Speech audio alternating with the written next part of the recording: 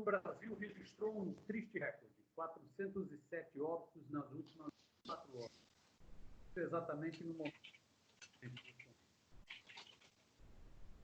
do pressão dos governos estaduais a setor do empresariado.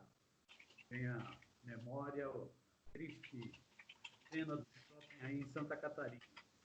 Para entender melhor essa situação, nós estamos com o grande amigo Ronald Ferreira, dirigente da Federação Nacional dos Farmacêuticos, a FENAFAR, que presidiu o Conselho Nacional de Saúde. Tudo bem contigo, Ronald?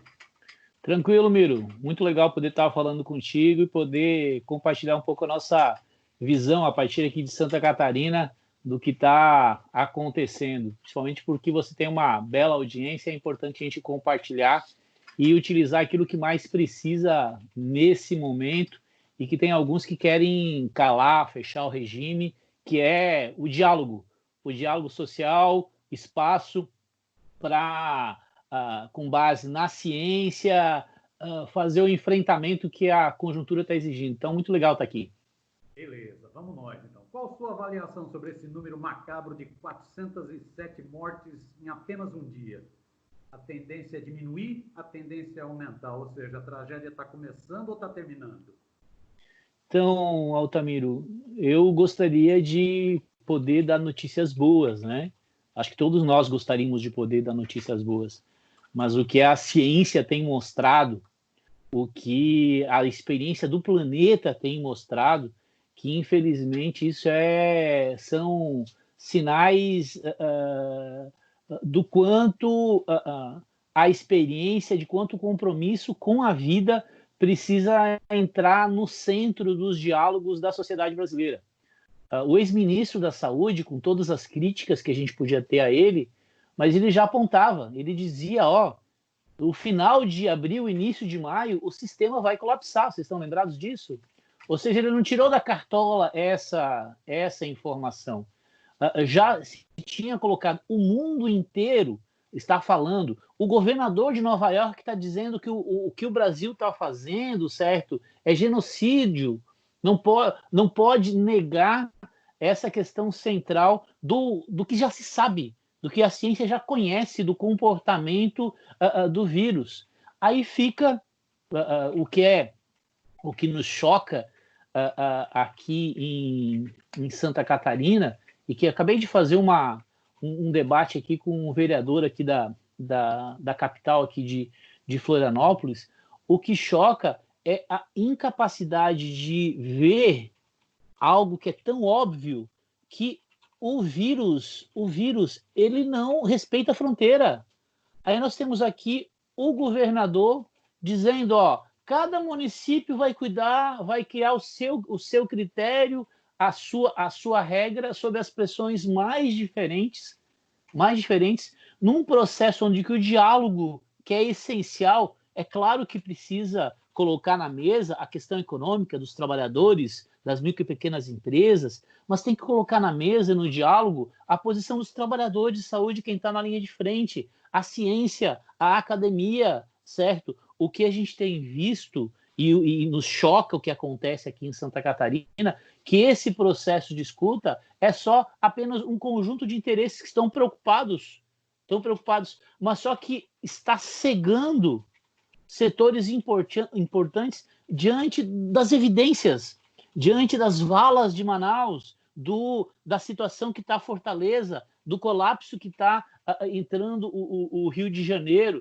Ou seja, aí pega alguns números que a matemática nesse momento coloca. É claro que tem números confortáveis do ponto de vista da estrutura do sistema aqui de Santa Catarina. Os números hoje apontam para isso, que tem leitos, tem estrutura, mas irá colapsar. Se superar o distanciamento, se não enfrentar esse problema, o mundo já mudou, vai colapsar. Existe algo que de difícil compreensão, que é a tal da curva exponencial, que o problema central dessa pandemia é justamente esse, o colapso que ela gera nos sistemas. Nós podemos chegar a números tipo Estados Unidos, 2.700 mortes dia, 2.100 mortes dia. Isso é uma possibilidade? Infelizmente é. Mesmo? Infelizmente é uma possibilidade. É uma possibilidade se nós não respeitarmos a ciência, se nós não respeitar o que já se conhece. Como eu falei, tem muito a se conhecer de tratamento, de vacina, mas parte importante do mundo e das iniciativas que se produziu já se conhece. Portanto, já se tem elementos para você fazer a intervenção. Além dessa questão do distanciamento social, agora acabou de anunciar que vão fazer em Nova York 100 mil testes por dia. Tem a testagem, tem a viabilização de equipamentos de proteção dos trabalhadores que não tem jeito de como ficar em casa, precisa, para não virarem propagadores do vírus. Há um conjunto importante de medidas a serem tomadas que precisam ganhar corpo. Só que o que acontece? O que se está em disputa hoje no Brasil, no mundo, aqui em Florianópolis, no bairro onde eu moro, certo? É uma disputa entre aqueles que têm alguma identidade, alguma valorização, está no seu conjunto de valores a defesa da vida, e aqueles que consideram a vida do outro absolutamente insignificante. É isso que está colocado na ordem do dia hoje. E talvez uma das vantagens que a gente tenha no Brasil, diferente, e que pode ser além do nosso Sistema Único de Saúde, da forma como ele se desenha, que a gente ainda pode lançar mão desta lógica que é um processo tripartite, que é que a necessidade dele funcionar precisa o município dialogar com o Estado, que dialogar com a União, que dialogar com as representações de usuários, com a representação de trabalhadores, organizar nos territórios, organizar. Além dessa questão que a gente precisa ampliar o funcionamento, diz que só tem no Brasil. Esse sistema só existe no Brasil com essa característica. Além desse remédio, esse instrumento, eu acredito que a gente pode ter a possibilidade de achatar e se afastar um pouco desses números de um país que não tem um sistema de saúde. Além disso, é que eu tenho para mim que a cultura do brasileiro é a cultura da solidariedade.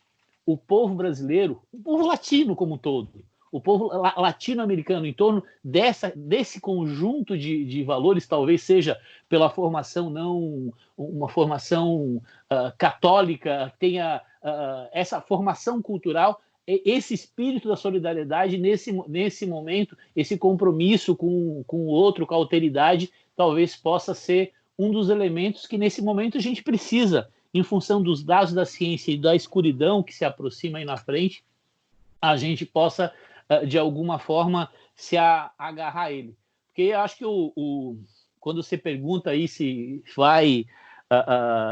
podemos encarar esses números, na verdade, eu acho que a expressão que melhor definiu até o momento que nós estamos vivendo é estar dirigindo num nevoeiro e não conhecendo a estrada, certo? Dirigindo um nevoeiro sem conhecer a estrada. Esse é o momento que nós estamos vivendo. Então, qualquer afirmação mais categórica que se distancie do que já se conhece, certo? É a maior das irresponsabilidades. Essa questão do nevoeiro que você levantou, Ronald, os dados que você tem, como uma pessoa que presidiu o Conselho Nacional de Saúde, um entendedor da área, um especialista na área, os dados que você tem, como que está a possibilidade de vagas em hospitais, em UTIs, e mesmo a questão, que é um negócio apavorante, que foi essa cena de Manaus, dos cemitérios brasileiros para comportar essa desgraceira toda?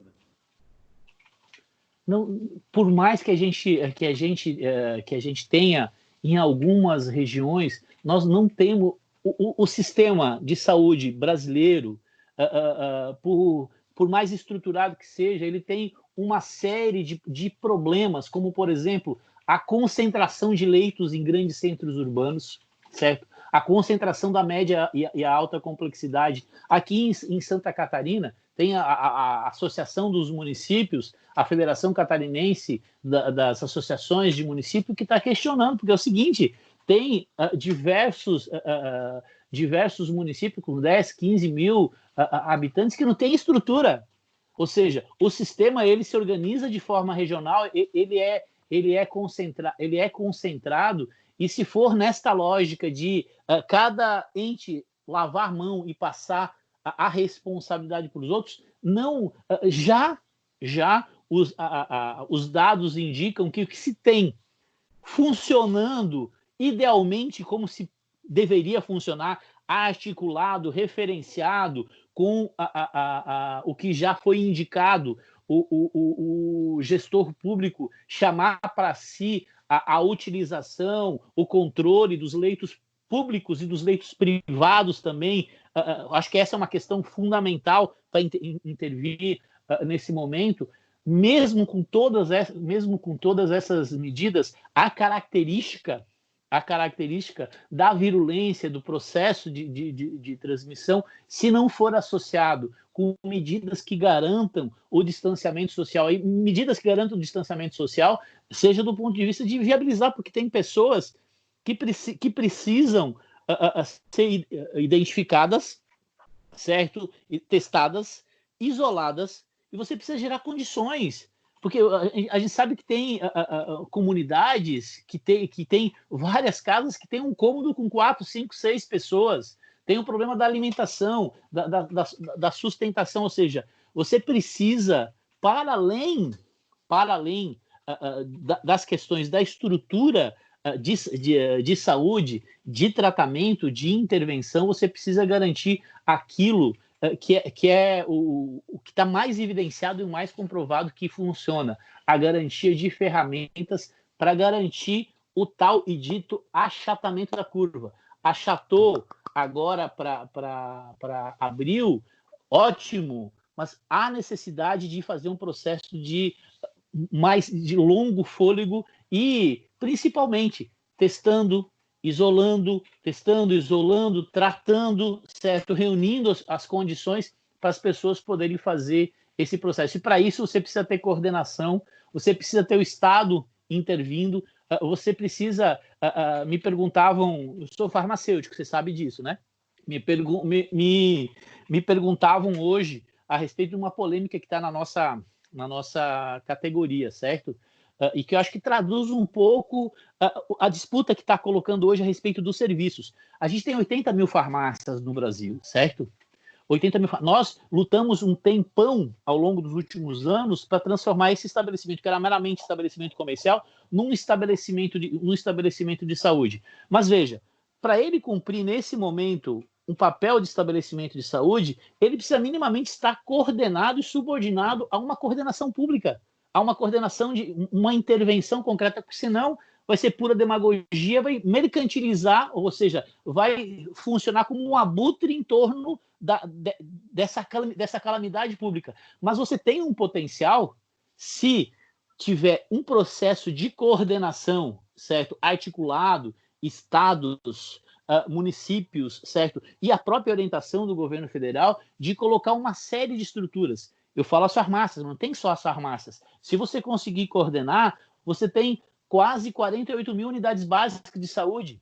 Hoje, o general Pujol estava falando que as tropas que ele comanda do Exército, as tropas terrestres, são formadas por 230 mil homens que ele tem nas tropas terrestres, que estão aí para disposição. Sabe quantos mil agentes comunitários e agentes de combate às epidemias o Brasil possui? 320 mil.